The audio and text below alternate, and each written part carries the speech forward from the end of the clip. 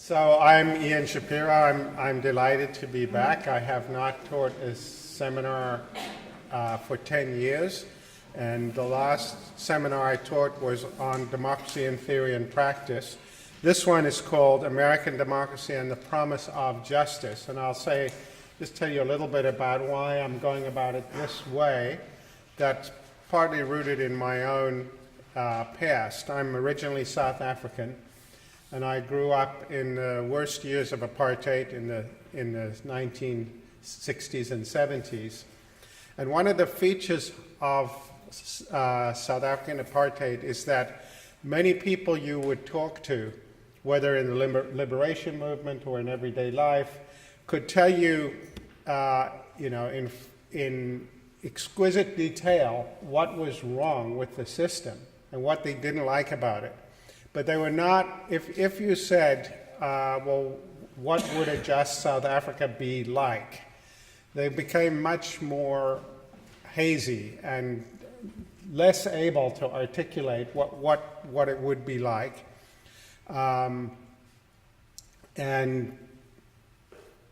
Most people probably couldn't give any coherent account at all. And then later on in my career, in the late 1980s, when I was living in the United States, I started going to the Soviet Union as it was starting to collapse.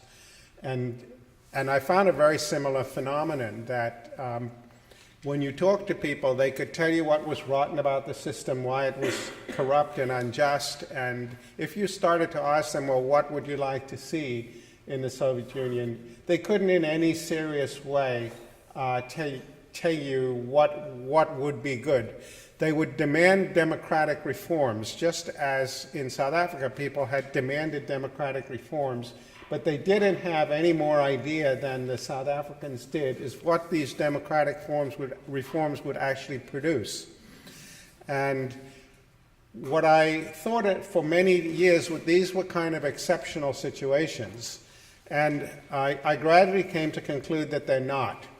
That human beings are actually much better able to tell you what they don't want and what they don't like and what doesn't work and what is evil and just and unacceptable than they are able to articulate what will work, what's just, what would be satisfying. And we tend to go through life that way. We back away from what's unacceptable, we try something else, we find that fails in different ways, we try something else, and there's this kind of reactive character to the human condition that we're never going to get away from. And indeed, in recent years, and this is what's going to shape the current seminar, I've been looking at this in the history of American democracy, because it was born of a sense of the injustice of the way the colonies were being governed, and that led to demands for greater democratic control. And so we had the American Revolution. That was found to be inadequate in various ways, and in the era that led to the writing of the Constitution.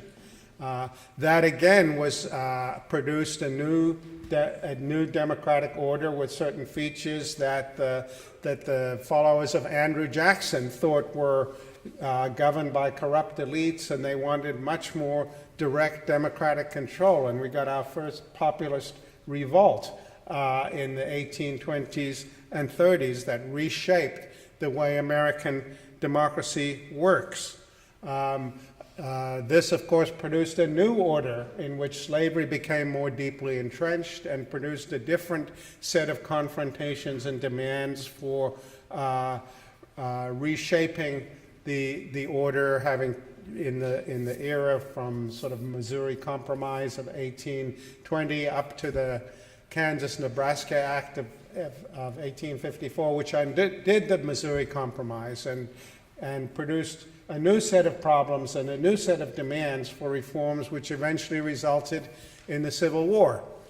And the Civil War produced its own new settlement, which then began to erode during Reconstruction's failure and the advent of Jim Crow, which produced new sets of reforms. Then we got the progressives, and they completely reshaped the political system in many ways, bringing primaries, bringing much more direct control of politics, and so on.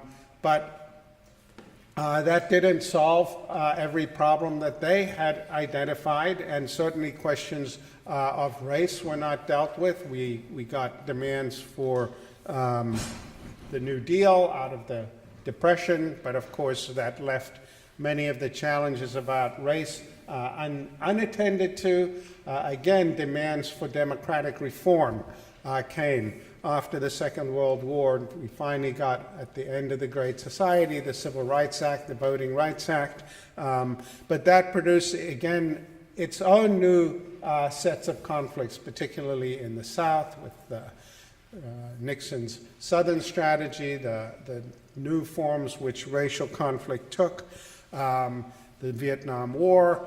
Again, new sets of demands to reform the political system, reform the system of democracy we have, born out of feelings that the political system was unjust in various ways. And now we're in another phase of it where this new populism that we've seen in the US and in much of Europe has been generated by a sense of injustice, corrupt elites, self-dealing in Washington, and so on. And we're seeing, again, new pressures to redesign democratic systems, not just in the US, but in much of the world. More reliance on referendums, more direct control of parties and politicians, and so on. And so what we're going to look at is this interplay between experienced injustice and demands for democratic reform.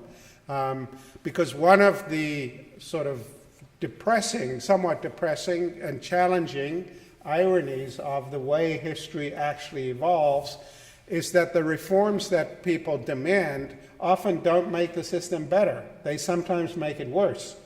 And so the last part of the course, we're really going to dig into that problem and think about, well, what kinds of reforms could actually better address the experience of injustice that people actually feel in our era. This is increased economic insecurity, the fact that the average corporation now has a shorter lifetime than the average working life of an American worker, so we don't have lifetime employment, we don't have security, and so on.